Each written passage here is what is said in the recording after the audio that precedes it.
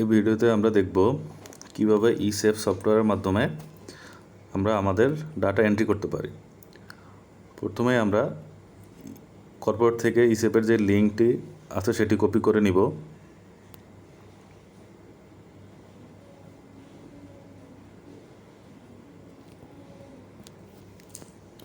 তারপর ইউসি ব্রাউজারে ঢুকব।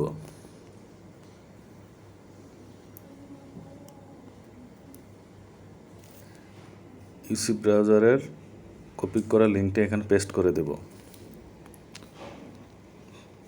তারপর এখানে গো বাটনে ক্লিক করব।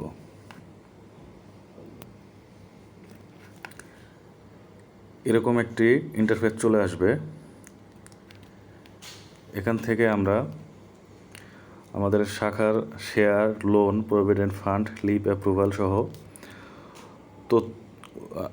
তথ্য উপরের হেয়ার বাটনে ক্লিক করে এন্ট্রি করতে পারবো।